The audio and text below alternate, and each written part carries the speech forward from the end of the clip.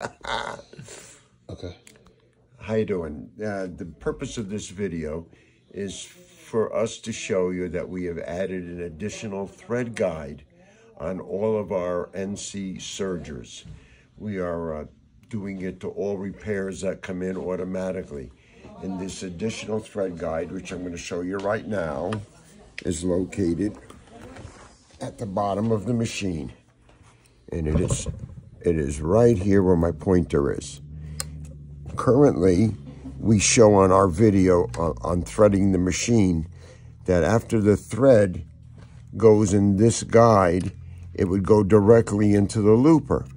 Now, with the addition of this thread guide, it goes through this guide as previously, goes down, slips in here, and then goes to the looper. The advantage of this is that it will help the machine pull the yarn entirely around the carpet without you having to fight with your tensions. We can leave our two top tensions relatively loose, and that thread guide will pull that yarn all the way around, and it makes life a lot easier for you. So if you ever send a machine in for repair, we will automatically drill a hole, tap it, and add this thread guide for you. And all new machines from the beginning of April forward have this thread guide on it.